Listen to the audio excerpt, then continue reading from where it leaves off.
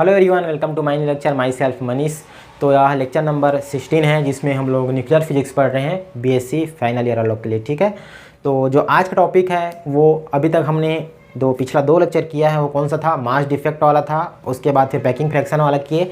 तो ये जो लेक्चर है उसी के ही आगे आएगा जो है बाइंडिंग एनर्जी। ठीक है, तो बाइंडिंग एनर्जी क्या होता है, जिसको हिंदी में क्या बोलते हैं, बंधन ऊर्जा भी बोला जाता है। वो यहाँ पे देखेंगे, उसका फार्मूला देखेंगे और उसके बाद उसका बाइंडिंग एनर्जी कर्व देखेंगे, वक्र देखेंगे। जो ए है उसके साथ कैसे वो डिपेंड करता है बाइंडिंग एनर्जी किसी भी न्यूक्लियस का, वो यहाँ पे डिस्कस करने वाले हैं। ठीक है, तो सबसे पहले हेडिंग डालते हैं। तो हेडिंग क्या हो जाएगा, बंधन ऊर्जा या फिर बाइंडिंग एनर्जी। तो क्या होता है बाइंडिंग एनर्जी, तो देखो इसको समझते हैं। मैंने क्या बताया था कि जो न्यूक्लियॉन है किसी भी नाभिक के, वो आपस में मिलकर क्या बनाते हैं, एक नाभिक बनाते हैं। ठीक है, और जो नाभिक जो बनता है उसका जो मास होता है वो कैसे होता है, तो जो न्यूक्लियॉन के जो मास है, न्यूक्लियॉन मतलब प्रोटॉन और न्यूट्रॉन, इन्हीं दोनों मिलकर क्या बनाएंगे, नाभिक बनाएंगे। तो जो नाभिक का जो मास है, जो वहाँ पे नाभिक जो बना है उसका जो मास है वो इस जो न्यूक्लियॉन है उसके मास से क्या होता है, थोड़ा सा कम होता है। जो बना है उसका मास कम होता है। तो और इसी को ही हम लोगों ने क्या नाम दिया था, जितना कम होता है उसी को ही क्या बोलते हैं, द्रव्यमान क्षति बोलते हैं। वहाँ पे द्रव्यमान का वहाँ पे लॉस हो गया, क्षति हो गया, उसी को ही हम लोगों ने क्या नाम दिया था, मास डिफेक्ट नाम दिया था। तो ये जो द्रव्यमान जो क्षति हो रहा है या फिर जो द्रव्यमान में जो कमी हो रहा है, इसको आइंस्टीन के द्रव्यमान ऊर्जा तुल्यता समीकरण आप लोगों ने पढ़ा होगा। ठीक है, क्या होता है, E बराबर mc², उसके द्वारा इसको एनर्जी के रूप में हम लोग कन्वर्ट कर सकते हैं। तो जितना मास वहाँ पे नुकसान हो रहा है या फिर जितना द्रव्यमान में क्षति हो रहा है उसको ऊर्जा के रूप में कन्वर्ट करेंगे तो जितना ऊर्जा प्राप्त होगी उसी को ही बोला जाता है बाइंडिंग एनर्जी। ठीक है, तो यदि मैं बाइंडिंग एनर्जी का परिभाषा लिखना चाहूँ तो क्या लिख सकते हो, तो बाइंडिंग एनर्जी वह ऊर्जा है या फिर बंधन ऊर्जा वह ऊर्जा है जो किसी भी नाभिक में उपस्थित न्यूक्लियनों को मिलाकर नाभिक बनाने में मुक्त होती है। ठीक है, तो ये आप लोग इसको बोल सकते हो। यदि इसको दूसरे शब्दों में बोलना चाहो तो कैसे बोल सकते हो, बंधन ऊर्जा वह ऊर्जा होती है जो किसी भी नाभिक में उपस्थित न्यूक्लियॉन, प्रोटॉन और न्यूट्रॉन, ठीक है, उनको आपस में अलग करने पर जितनी ऊर्जा रिलीज होती है उसको बंधन ऊर्जा बोला जाता है। ठीक है, या तो उनको जोड़कर जो नाभिक बनाया जाता है उसमें जितना ऊर्जा मुक्त हो रही है उसी को बोलते हैं बंधन ऊर्जा, या तो फिर उनको जो बना हुआ है नाभिक उसको जब हम लोग तोड़ेंगे, विभक्त करेंगे और जितना ऊर्जा की आवश्यकता होगी उसी को क्या बोलेंगे, बंधन ऊर्जा। तो ये आप लोग इसको परिभाषा में लिख सकते हो। यदि इसको मैं फार्मूला के रूप में लिखना चाहूँ तो कैसे लिख सकते हो, तो आप लोग को बताया कि कहाँ से आया जो बंधन ऊर्जा है, वो आइंस्टीन का जो द्रव्यमान ऊर्जा तुल्यता समीकरण है उसी से ही आया है। तो क्या होता है आप लोग को पता होगा, E बराबर क्या होता है, mc², जहाँ पे E क्या है, ऊर्जा है, m क्या है, मास है और c क्या है, वेलोसिटी ऑफ लाइट है। तो यहाँ पे हम लोग चूंकि न्यूक्लियर फिजिक्स पढ़ रहे हैं तो यहाँ पे m न लिख के क्या हो जाएगा, डेल m हो जाएगा। ये मास डिफेक्ट है, द्रव्यमान में जो कमी आ रहा है वो। ठीक है, तो इसको मैं ऐसे लिख सकता हूँ c²। ठीक है, अब चूंकि ये क्या है, E नहीं लिखेंगे, यहाँ पे क्या हो जाएगा, ये हो जाएगा बाइंडिंग एनर्जी। यही हम लोग का बाइंडिंग एनर्जी प्राप्त हो रहा है, तो इसको मैं क्या लिख दूंगा, BE लिख दूंगा। चाहो तो BE ना लिख के सीधा आप लोग B बस लिख सकते हो, तो भी एक ही बात है। ठीक है, तो B का फार्मूला क्या हो जाएगा, डेल m इंटू c², इसको समीकरण नंबर 1 दे सकते हो। लेकिन हम लोग को पता है, मैं इसके जो पिछला जो लेक्चर था उसमें बताया था डेल m क्या है, मास डिफेक्ट है, उसका फार्मूला क्या होता है वो भी आप लोग को पता है। तो वहाँ से मैं सीधा लिख सकता हूँ डेल m का मान, चूँकि डेल m बराबर क्या होता है, डेल m मास डिफेक्ट क्या होता है, जो न्यूक्लियॉन जो मिलकर बना रहे हैं और उसका मास और जो नाभिक जो बन रहा है उसका वास्तविक द्रव्यमान या फिर परमाणु द्रव्यमान बोल सकते हो, उसमें यदि हम लोग घटा देंगे तो हमारे पास क्या निकल जाएगा, डेल m का मान निकल जाएगा। तो मैं क्या लिख सकता हूँ, डेल m का मान आपको पता है Z इंटू MP, ये हो गया प्रोटॉनों की संख्या गुणा प्रोटॉन का द्रव्यमान प्लस न्यूट्रॉन की संख्या और ये यहाँ पे क्या हो जाएगा, Mn हो जाएगा। तो न्यूट्रॉन को मैं कैसे लिखता हूँ, डायरेक्ट n नहीं लिखता, उसको कैसे लिखता हूँ, A माइनस Z करके लिखता हूँ। ठीक है, यही बात हो वहाँ पे, तो मैं यहाँ पे क्या ना लिख दूँगा, सीधा n की जगह में A माइनस Z और ये हो जाएगा Mn। तो ये हो गया हमारा न्यूक्लियनों का मास। उसमें मैं क्या कर दूँ, जो नाभिक जो बन रहा है उसका मास को यहाँ पे माइनस कर दूँ, तो हमारे पास क्या निकल जाता है, डेल m का मान निकल जाता है। ठीक है, नाभिक का क्या है, वास्तविक द्रव्यमान है, जो नाभिक बन रहा है बाद में उसका मास है। तो ये हमारे पास डेल m का मान आ गया, इसको मैं यहाँ पे पुट कर दूंगा तो क्या हो जाएगा, तो यहाँ पे लिख देते हैं पुट इन इक्वेशन 1। तो बताओ बाइंडिंग एनर्जी B बराबर क्या हो जाएगा, डेल m का मान अभी भी निकाले हैं Z into MP plus A minus Z M N, ठीक है। और यहाँ पे क्या हो जाएगा, इसको ऐसे लिख सकते हो माइनस एम, ठीक है। और लास्ट में क्या है हमारे पास सी स्क्वायर। तो ये जो फार्मूला आया ना, ये हमारा क्या है, बाइंडिंग एनर्जी का फार्मूला है, ठीक है। तो यहाँ पे चाहो तो आप लोग लिख सकते हो कौन कौन क्या क्या है। जेड क्या है, प्रोटॉन है, प्रोटॉनों की संख्या, ठीक है, प्रोटॉनों की संख्या।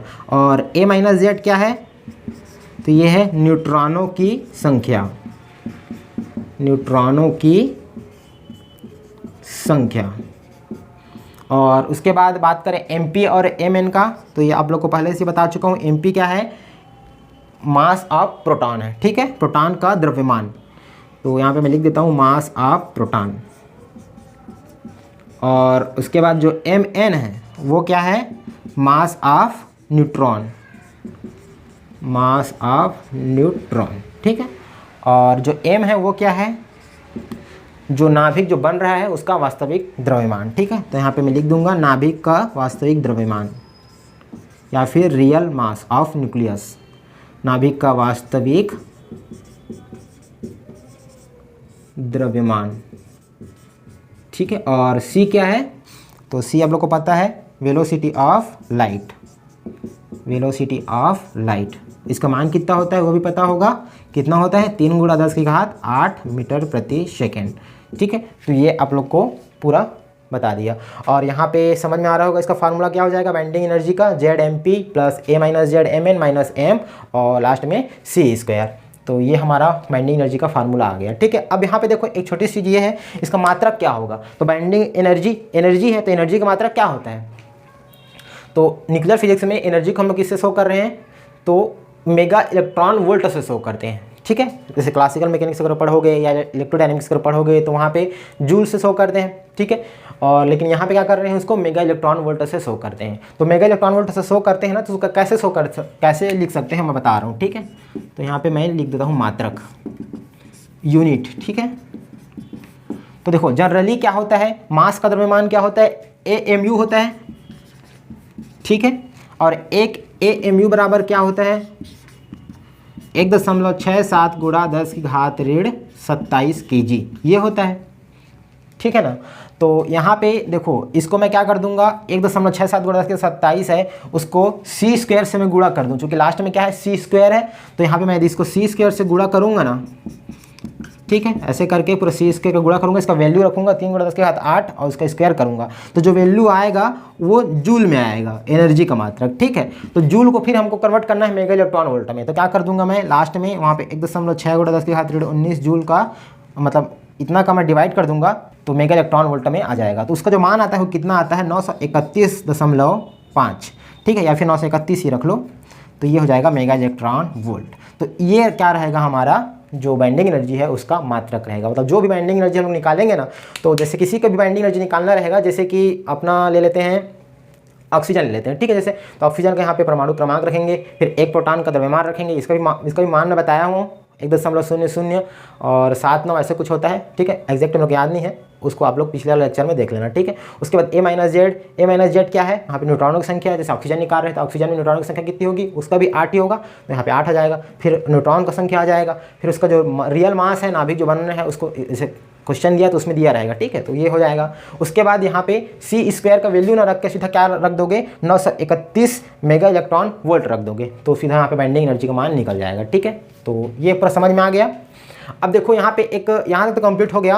कई बार क्या होता है नाभिक की जो बंधन ऊर्जा निकली है ये प्रति न्यूक्लियॉन पूछ लेता है, प्रति न्यूक्लियॉन बंधन ऊर्जा कितनी होती है। तो प्रति न्यूक्लियॉन बोलेगा तो सिंपल सी बात है, क्या कर दोगे वहाँ पे प्रति न्यूक्लियॉन मतलब ए का वहाँ पे डिवाइड कर दोगे। तो ए का जब डिवाइड करोगे ना तो यहाँ पे क्या आ जाएगा, यहाँ पे भी ए का डिवाइड होगा, यहाँ पे भी ए का डिवाइड होगा, ठीक। और यहाँ पे भी क्या होगा ए का डिवाइड होगा। तो इसको थोड़ा सा आगे सॉल्व करते हैं, फिर एक नया फार्मूला जनरेट हो जाता है पैकिंग फ्रैक्शन के रूप में, ठीक है। तो उसको थोड़ा समझा देते हैं यहाँ पे कैसे बनेगा। तो देखो उसी को ही थोड़ा सा और आगे सॉल्व करते हैं। देखो यहाँ पे जो मात्रक बोला है ना वो उसका मात्रक AMU होता है, ऐसा समझ सकते हो बाइंडिंग एनर्जी का। लेकिन जब सी स्क्वायर का गुणा होगा ना तो वो मेगा इलेक्ट्रॉन वोल्ट में कन्वर्ट हो जाता है, 931 मेगा इलेक्ट्रॉन वोल्ट में, ठीक। तो जैसे यहाँ पे मैं बात कर रहा था तो क्या हो जाएगा, जैसे इसी को ही मैं कन्वर्ट करता हूँ। इसको मिटा देते हैं पहले, ठीक है। देखो इसको मैं कैसे लिख सकता हूँ आगे थोड़ा सा, B/A जो है ना, इसको B बार से डिनोट करते हैं, ठीक है। तो B बार से डिनोट कर सकते हो। इसका मतलब क्या है, बाइंडिंग एनर्जी प्रति न्यूक्लियन, पर न्यूक्लियन। अब यहाँ पे देखो Z/A हो जाएगा ये, तो Z/A लिख दिया इंटू MP, ठीक है, ये MP हो गया। प्लस यहाँ पे क्या हो जाएगा, A माइनस Z/A। तो A माइनस Z/Z, A को मैं कैसे लिख सकता हूँ, इसको मैं अलग अलग डिवाइड कर सकता हूँ। तो ये हो जाएगा A/A माइनस Z/A। तो ये A/A क्या हो जाएगा, 1 माइनस Z/A, ठीक है। तो ये मैं सीधा डायरेक्ट इसको लिख देता हूँ, क्या हो जाएगा 1 माइनस Z/A, और यहाँ पे क्या रहेगा MN, ठीक है। तो ये हो गया। यहाँ पे क्या है लास्ट में M/A, ठीक है। अब देखो यहाँ पे मैं क्या कर सकता हूँ, लास्ट में C² भी है ना, तो ये C²। अब देखो यहाँ पे जो M/A है, इसको याद करो, पिछला जो लेक्चर आप लोग ने देखा होगा तो वहाँ पे आपको पता होगा M/A क्या होता है। यदि नहीं देखा होगा तो मैं बता देता हूँ अभी क्या होता है। तो पैकिंग फ्रैक्शन होता है F का मान, ठीक है, एक मिनट रुक जाओ। जो पैकिंग फ्रैक्शन का मान होता है उसका फार्मूला क्या बताया था मैंने, तो जो द्रव्यमान में अधिकता होती है पर न्यूक्लियन, उसी को ही पैकिंग फ्रैक्शन बोलते हैं, ठीक है। ये द्रव्यमान में अधिकता था M-A जो था वो, और प्रति न्यूक्लियन मतलब A हो जाएगा। तो यहाँ से मैं अगेन फिर से इसको डिवाइड करूँगा तो क्या हो जाएगा M/A और माइनस A/A हो जाएगा, ठीक है। तो A/A मतलब 1 हो जाएगा, और ये हो जाएगा F। तो ये 1 को मैं इधर भेजूँगा तो क्या हो जाएगा 1 प्लस F/M/A, ठीक है। और यही हमको चाहिए था। M/A का मान क्या होता है 1 प्लस F होता है। तो मैं M/A की जगह मैं क्या रख दूंगा 1 प्लस F रख दूंगा, ठीक है। तो उसको भी रख देंगे, उससे पहले इसको और सॉल्व करते हैं। तो यहाँ पे क्या हो जाएगा Z/A, ये हो जाएगा MP, और इसको मैं यदि ब्रैकेट को ओपन करूंगा तो MN क्या हो जाएगा, दोनों के साथ में अलग अलग मल्टीप्लिकेशन हो जाएगा। तो बताओ क्या हो जाएगा, ये MN हो जाएगा और माइनस Z/A MN, और माइनस जो M/A है उसकी जगह मैं क्या लिख सकता हूँ 1 प्लस F रख सकता हूँ। तो 1 प्लस F हो जाएगा, और लास्ट में क्या है C² है, ठीक है। यहाँ पे देखो एक छोटा सा फार्मूला और जनरेट हो रहा है, बस वही काम कर रहे हैं। यदि कई बार एग्जाम में पूछ लेगा ना बाइंडिंग एनर्जी पर न्यूक्लियन कितना होता है, तो आप लोग यहाँ से निकाल सकते हो। यदि नहीं पूछा है तो अब जहाँ तक मैं पहले बताया था वहीं तक ही बताना। तो ये हो जाएगा Z/A MP, ठीक है। तो देखो यहाँ पे Z/A MP है और यहाँ पे माइनस Z/A MN है। तो यहाँ से मैं दोनों से Z/A को मैं कॉमन निकालूँ तो क्या हो जाएगा, इन दोनों टर्म से, ये वाला टर्म से और ये वाला टर्म से Z/A को मैं कॉमन निकाल लेता हूँ। तो Z/A कॉमन हो जाएगा, यहाँ पे हो जाएगा MP माइनस MN, ठीक है, और प्लस MN, एंड लास्ट में इसको मैं ब्रैकेट को ओपन करूँगा तो क्या हो जाएगा माइनस, यहाँ पे ब्रैकेट को ओपन मत करो, इसको रहने दो 1 प्लस F, और ये हो जाएगा C²।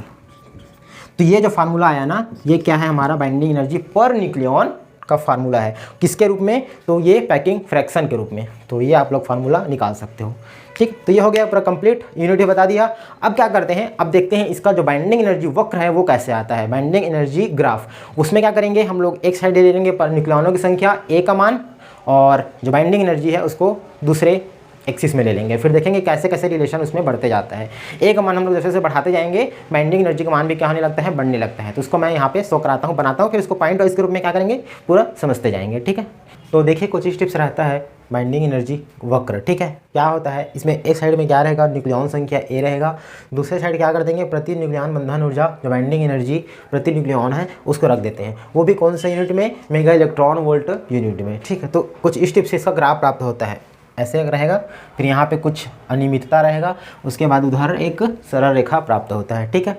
तो स्टार्ट करते हैं। तो नीचे में मैं एक पैमाना बना दिया हूँ, ये क्या है, न्यूक्लियन की संख्या है, परमाणु बाहर समझ सकते हो, ठीक है। 8, 16, 24 ये कुछ इस टिप्स रहेगा, उसके बाद इधर आगे बढ़ते जाएगा। तो इसको, इस ग्राफ को एक्सप्लेन करते हैं कुछ पॉइंट के रूप में, 5-6 पॉइंट में इस ग्राफ को एक्सप्लेन कर देता हूँ। एग्जाम में जैसे आता है तो आप लोग इसी पॉइंट के हिसाब से इसको एक्सप्लेन करना, ठीक है। उससे क्या है नंबर भी ज़्यादा मिलेगा और हमको समझाने में भी आसानी जाएगा।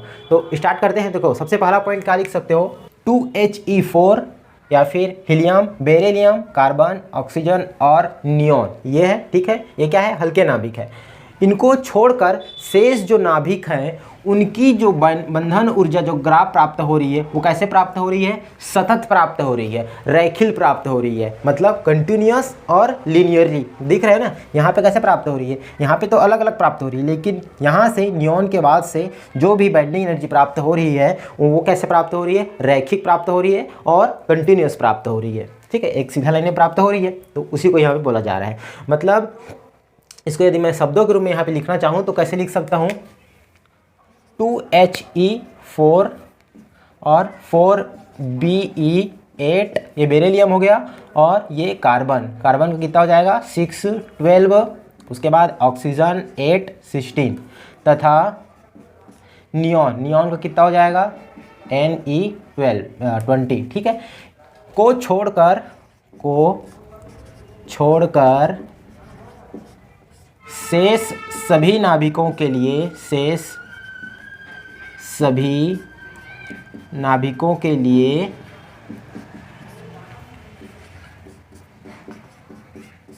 1 मिनट रुक जाओ।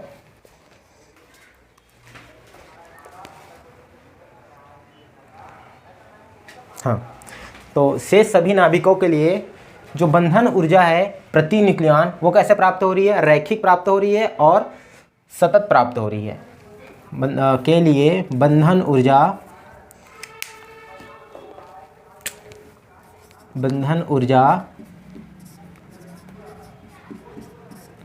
B बार, ठीक है। B बार मैं किसको लिख रहा हूँ, जो B/A है उसी को, ठीक है। तो B बार सतत तथा रैखिक प्राप्त होती है,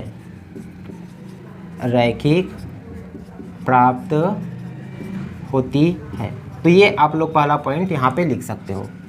बात करें दूसरा पॉइंट की, दूसरा पॉइंट ये बोल सकते हो कि देखो इस ग्राफ में क्या समझ में आ रहा है कि जो भी न्यूक्लियॉन संख्या 0 से लेकर 200 तक जो जा रही है, मतलब सभी नाभिकों के लिए बाइंडिंग एनर्जी कैसे प्राप्त हो रही है, धनात्मक प्राप्त हो रही है, 0 से ज़्यादा प्राप्त हो रही है, ठीक है। यहाँ से बढ़ते गया, उसके बाद फिर यहाँ तक पहुँचा, मतलब ये क्या हो रही है, ऋणात्मक नहीं हो रही है। लेकिन जो याद करो, जो पैकिंग भिन्न वाला जो ग्राफ था और जो मास डिफेक्ट वाला ग्राफ था वो कैसे प्राप्त हो रही थी, कुछ एटम के लिए क्या हो रहा था, वो ऋणात्मक भी हो रहा था। लेकिन यहाँ पर क्या हो रही है, जो बाइंडिंग एनर्जी है वो सभी नाभिकों के लिए धनात्मक प्राप्त हो रही है, 0 से ज़्यादा प्राप्त हो रही है, मतलब धनात्मक प्राप्त हो रही है।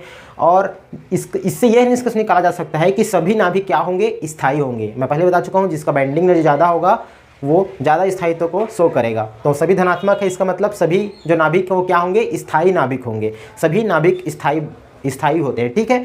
तो इसका कारण क्या है, तो देखो जो न्यूक्लियस होते हैं, नाभिक होते हैं, उसके अंदर में क्या होते हैं, बहुत सारे न्यूक्लियॉन होंगे, प्रोटॉन और न्यूट्रॉन, तो उनके बीच में क्या होती है, बल लगता है, जिसको नाभिकीय बल बोला जाता है। नाभिकीय बल वो किस टाइप का नेचर रखती है, तो देखो जो नाभिकीय बल है वो पहले नाभिक के अंदर में क्या होंगे, थोड़ा दूर दूर में रहेंगे, तो वहाँ पे एक दूसरे को आकर्षित करेंगे, अट्रैक्टिव नेचर के रहते हैं वो, ठीक है। उसके बाद वो ज़्यादा पास जैसे आ जाते हैं ना, उसके बाद क्या करने लगते हैं, वो एक दूसरे को रिपेल करने लगते हैं, मतलब दूर फेंकने लगते हैं, प्रतिकर्षण करने लगते हैं। ये तो ऐसा करके ना वो संतुलन वहाँ पे बना रहता है, इसीलिए वो क्या होते हैं, स्थायित्व का वहाँ पे गुण शो करते हैं, ठीक है। तो उसी बात को यहाँ पे लिख सकता हूँ मैं। तो क्या लिखूँगा, शब्दों के रूप में यदि लिखना चाहूँ तो क्या लिख सकता हूँ इसको, द्रव्यमान संख्या A के सभी मानों के लिए B बार का मान धनात्मक होती है, ठीक है। सबके लिए बाइंडिंग एनर्जी का मान धनात्मक यहाँ प्राप्त हो रही है। उसके बाद आगे मैं क्या लिख सकता हूँ, अतः सभी नाभिक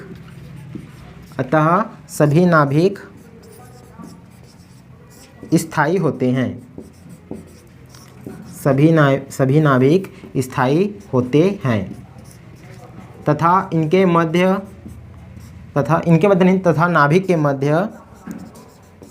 नाभिक के मध्य न्यूक्लियॉनों के बीच में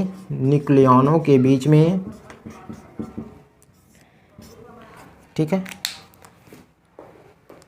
न्यूक्लियॉनों के बीच में आकर्षण बल लगता है। तो ये आप लोग यहाँ पे लिख सकते हो सेकेंड पॉइंट में। बात करते हैं तीसरा पॉइंट की। तो अब बात करते हैं तीसरा पॉइंट का। तीसरा पॉइंट क्या बोल सकते हो, तो ग्राफ को ध्यान से देखो, जो हल्के नाभिक हैं, मतलब जिसका परमाणु जो भार है या फिर जो न्यूक्लियॉन संख्या A का मान है वो 20 से कम है, मतलब इधर के बारे में बात कर रहे हैं। तो क्या प्राप्त हो रहा है, इधर का जो बाइंडिंग एनर्जी है वो देखो कभी ज़्यादा हो जा रही है, कभी कम हो जा रही है, फिर ज़्यादा हो जा रही है, फिर कम हो जा रही है, फिर बढ़ रही है, फिर कम हो रही है, फिर बढ़ रही है, फिर कम हो रही है। मतलब देखो यहाँ पे क्या हो रही है, एक अनियमितता प्राप्त हो रही है, अनियमित ढंग से कभी कम होती है, कभी ज़्यादा होती है। तो इसका मतलब ये है कि जो हीलियम है, हीलियम के बाद कौन सा आता है, हीलियम के बाद लिथियम आता है, तो लिथियम के लिए फिर से कम हो गई, उसके बाद बेरिलियम के लिए बढ़ गई, फिर बोरान के लिए कम हो गई, फिर कार्बन के लिए फिर बढ़ गई, नाइट्रोजन के लिए फिर से कम हो गई, उसके बाद ऑक्सीजन के लिए बढ़ गई, और यहाँ पे फ्लोरीन के लिए फिर कम हो गई, नियॉन के लिए फिर से बढ़ गई। मतलब जो भी ये जो नाभिक है, हीलियम, बेरिलियम, कार्बन, ऑक्सीजन और नियॉन, इनके लिए बाइंडिंग एनर्जी का मान क्या हो रहा है, बहुत ज़्यादा बढ़ जा रहा है, बजाय उनके पड़ोसी न्यूक्लियनों के। पड़ोसी न्यूक्लियन मतलब जैसे इसके लिए कितना कौन सा हो गया, कार्बन के बाद नाइट्रोजन, तो वो उसका जो बाइंडिंग एनर्जी है वो कम हो जा रही है, और उसके बाद फिर से जो है वो बढ़ जा रही है।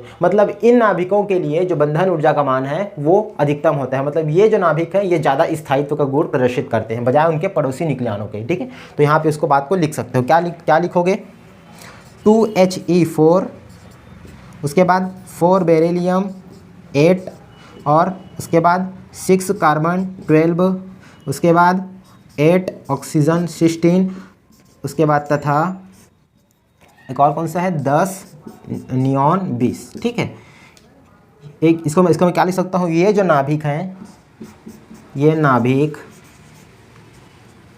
की बाइंडिंग एनर्जी या बंधन ऊर्जा,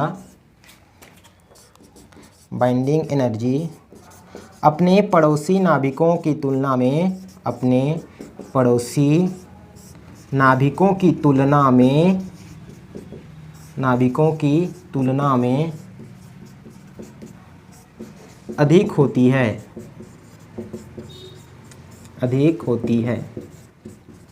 अतः यह नाभिक अधिक स्थायी होंगे। ठीक है, तो यहाँ पे आप इसको लिख सकते हो। ठीक है, आगे लिख लेना, यह नाभिक अधिक स्थायी होंगे। तो ये तीसरा पॉइंट हो गया। तो यहाँ तक समझ में आ गया होगा। उसके बाद 3 पॉइंट और बताते हैं, फिर पूरा कंप्लीट हो जाएगा ये ग्राफ। ठीक है, तो इसको मिटाता हूँ फिर बताता हूँ आगे। तो अब बात करते हैं चौथा पॉइंट के बारे में। ठीक है, चौथा पॉइंट क्या बोल सकते हो, तो ध्यान से देखो थोड़ा ग्राफ को। तो ग्राफ में क्या समझ में आ रहा है कि जो परमाणु क्रमांक 20 से ज़्यादा है, सॉरी परमाणु भार या फिर न्यूक्लियनों की संख्या A का मान है 20 से ज़्यादा, मतलब यहाँ से, ठीक है, नियॉन के बाद यहाँ पर से समझ सकते हो। इसके बाद क्या हो रहा है, हमको एक रैखिक ग्राफ प्राप्त हो रहा है। मतलब यदि जो भारी नाभिक हैं या फिर जो जिसका 20 से ज़्यादा है परमाणु भार, उसके लिए कैसे प्राप्त हो रहा है, अगर एवरेज के बारे में बात करें तो कैसे प्राप्त हो रहा है, 8 के एवरेज में प्राप्त हो रहा है। मतलब लगभग सभी का एवरेज निकाले ना तो कितना आएगा, 8 प्राप्त होगा। ठीक है, इसका मतलब ये है कि इनके लिए जो नाभिकीय बल लग रहा है, अंदर में जो नाभिक में बल लग रहा है, जो उसके जो न्यूक्लियन है, नाभिक के अंदर बहुत सारे न्यूक्लियन होंगे। वो क्या मैं दूसरा पॉइंट में क्या बोला कि उनके जो बीच में जो बल लग रहा है, नाभिकीय बल लग रहा है, वो कैसे किस प्रकृति का होगा, तो आकर्षणात्मक प्रकृति का होगा, मतलब एट्रैक्टिव नेचर का होगा। तो वो जो बल लगा रहे हैं एक दूसरे पर, वो इस ग्राफ से ये समझ में आ रहा है कि वो जो बल लग रहा है वो सिर्फ अपने पड़ोसी न्यूक्लियनों पर ही बल लग रहा है, बल्कि पूरा बल नहीं लग रहा है। यदि पूरा मान लो बल लगता, मतलब ऐसा बोलने का मतलब ये है, जैसे ये अपना नाभिक हो गया, नाभिक के अंदर में क्या बोला, बहुत सारे यहाँ पे न्यूक्लियन होंगे। ठीक है, न्यूक्लियन मतलब न्यूट्रॉन और प्रोटॉन की संख्या। ठीक है, तो इस टाइप से बहुत सारे यहाँ पे क्या होंगे, न्यूक्लियन होंगे। तो ये जैसे ये जो न्यूक्लियन है ना, ये सिर्फ अपने पड़ोसी मतलब ये वाला ये और ये, इन्हीं पर ही सिर्फ न्यूक्लियस फोर्स लगा रहा होगा, बाकी इन पर ये क्या होगा, फोर्स नहीं लगाएगा। या फिर जो बाउंड्री में होंगे, इधर भी होंगे, ठीक है, इन पर फोर्स नहीं लगाएगा, सिर्फ अपने जो पड़ोसी न्यूक्लियन है सिर्फ उसी पर ही फोर्स लगाता है। अगर मान लो ये सब भी फोर्स लगाता तो जो यहाँ पे बंधन ऊर्जा का जो ग्राफ प्राप्त हो रहा है ए का मान बढ़ाने पर, वो क्या होता, A² के अनुक्रमानुपाती में बहुत ज़्यादा बढ़ने लगता। मतलब कुछ इस टिप से ग्राफ प्राप्त होता, लेकिन यहाँ पे इस टिप से ग्राफ प्राप्त ना होकर कैसे प्राप्त हो रहा है, कुछ इस टिप से ग्राफ प्राप्त हो रहा है। ठीक है, तो इससे यही निष्कर्ष निकलता है कि जो वहाँ पे जो बल लग रहा है वो कैसा बल है, तो संतृप्त बल है। मतलब अपने सिर्फ पड़ोसी न्यूक्लियनों पर ही वो बल लगा सकता है, बल्कि पूरे नाभिक पर बल नहीं लगाता। ठीक है, अगर बल लगाता तो वो जो ग्राफ प्राप्त होता कुछ इस टिप से प्राप्त होता, लेकिन यहाँ पे कैसे प्राप्त हो रहा है, कुछ इस रीजन में प्राप्त हो रहा है। ठीक है, तो इसी बात को यहाँ पे लिख सकते हो। तो मैं इसको लिखता हूँ फिर बताता हूँ आगे। ठीक है, तो मैं शब्द ग्रुप में यहाँ पे लिख दिया हूँ, चौथा, पांचवा, छठा, पंचवा सभी को लिख दिया हूँ। फिर इसको थोड़ा एक्सप्लेन कर देते हैं। ठीक है, तो देखो मैं क्या लिख दिया, द्रव्यमान संख्या A 20 से ज़्यादा, उसी बात को लिखा हूँ जो भी समझाया, 20 से ज़्यादा वाले नाभिकों के लिए B बार का मान, B बार मतलब प्रति न्यूक्लियन बंधन ऊर्जा का मान, ठीक है, लगभग नियत 8.04 या फिर 8 मेगा इलेक्ट्रॉन वोल्ट रहता है। ठीक है, ये वाला बात है, यहाँ से यहाँ तक के बारे में बात कर रहे हैं। कितना रहता है, 8.04, मतलब लगभग 8 मान सकते हो, नियत रहता है। अतः नाभिकों के अंदर न्यूक्लियनों के मध्य संतृप्त बल लगता है। वही बताया कि जैसे नाभिक है वो सिर्फ अपने पड़ोसी नाभिकों पर ही क्या करेगा, बल लगाएगा, पूरे समय कंप्लीट बल नहीं लगाता। ठीक है, अर्थात एक न्यूक्लियॉन अपने निकटतम न्यूक्लियॉन पर ही बल लगा सकता है। ठीक है, तो इसको मैं पूरा पॉइंट वाइज में लिख दिया। ठीक है, उसके बाद पांचवा पॉइंट देखते हैं। पांचवा पॉइंट क्या होगा, तो पहले इसको मत देखो, पहले ग्राफ को देखो। ठीक है, ग्राफ में क्या है पांचवा पॉइंट में, जैसे अधिकतम किसके लिए प्राप्त हो रहा है, इस ग्राफ में देखो तो जिसके लिए न्यूक्लियॉन संख्या ए का मान 56 होगा उसके लिए सबसे ज़्यादा अधिकतम प्राप्त हो रहा है। उसके बाद जो न्यूक्लियॉन संख्या है उनके लिए फिर से ग्राफ क्या हो रहा है, कम होते जा रहा है, और इधर भी क्या होते जा रहा है, कम होते जा रहा है। तो सबसे ज़्यादा अधिकतम किसके लिए प्राप्त हो रहा है, तो जिसका 56 है उसके लिए यहाँ पे सबसे ज़्यादा प्राप्त हो रहा है। और कितना प्राप्त हो रहा है, तो 8.8 मेगा इलेक्ट्रॉन वोल्ट प्राप्त हो रहा है। उसके बाद जो भारी नाभिक है रेडियो एक्टिव एलिमेंट, उनके लिए क्या हो रहा है, 7.6 मेगा इलेक्ट्रॉन वोल्ट प्राप्त होता है। तो यहाँ से ऐसा बोल सकते हो कि जिसका 56 है न्यूक्लियॉन संख्या, वो सबसे ज़्यादा क्या होंगे, स्थायी होंगे। उसके बाद जो भारी नाभिक है वो कम स्थायित्व को शो करेंगे। उसी प्रकार जो हल्के नाभिक है वो भी थोड़ा सा कम स्थायित्व को शो करते हैं।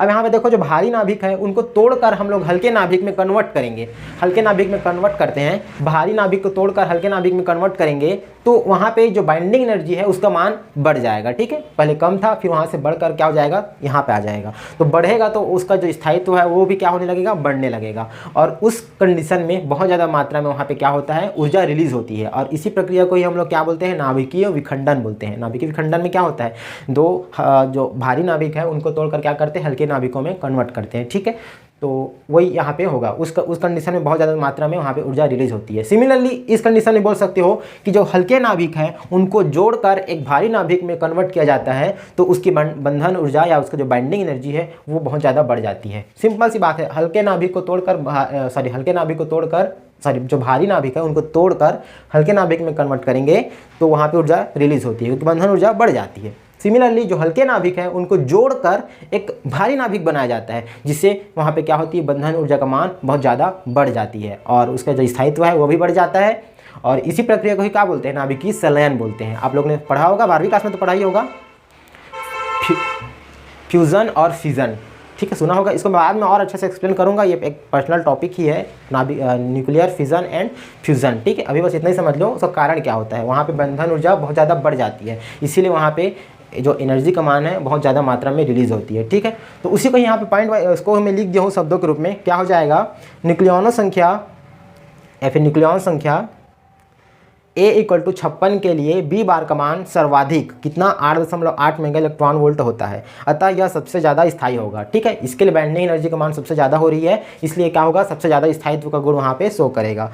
तथा भारी नाभिक के लिए B बार का मान 7.6 मेगा इलेक्ट्रॉन वोल्ट होता है। ठीक है, ग्राफ में दिख रहा है जो भारी नाभिक मतलब 180 के जो बाद आते हैं रेडियो एक्टिव एलिमेंट, उनके बारे में बात कर रहे हैं। कितना होता है, 7.6 मेगा इलेक्ट्रॉन वोल्ट होता है। ठीक है, और इसके बाद चाहो तो और आगे पॉइंट बढ़ा के लिख सकते हो, यदि भारी नाभिकों को तोड़कर हल्के नाभिकों में कन्वर्ट करें तो उसका बाइंडिंग एनर्जी बढ़ जाती है। ठीक है, स्थायित्व भी क्या होगा, वहाँ पे बढ़ जाएगी। और उस प्रक्रिया को क्या बोलते हैं, नाभिकीय विखंडन बोलते हैं। और उसके अपोजिट में क्या बोलोगे, जब हल्के नाभिकों को जोड़कर एक भारी नाभिक में कन्वर्ट किया जाता है उस कंडीशन में भी बहुत ज़्यादा मात्रा में बाइंडिंग एनर्जी बढ़ जाती है और बहुत ज़्यादा मात्रा में वहाँ पे एनर्जी रिलीज होती है। ठीक है, और इस प्रक्रिया को क्या बोलते हैं, नाभिकीय संलयन बोलते हैं।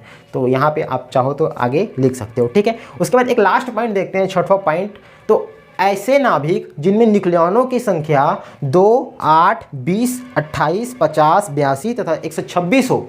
ठीक है, न्यूक्लियॉनों की संख्या इतना होगा तो वो सबसे ज़्यादा स्थायित्व का वहाँ पे गुण दर्शाते हैं। वो उनकी जो बंधन ऊर्जा है वो सर्वाधिक होती है और सबसे ज़्यादा वो स्थायी होते हैं। और इन्हीं को ही क्या बोला जाता है, मैजिक नंबर भी बोला जाता है। ठीक है, तो ये पूरा कंप्लीट हो गया आप लोग का बाइंडिंग एनर्जी कर्व।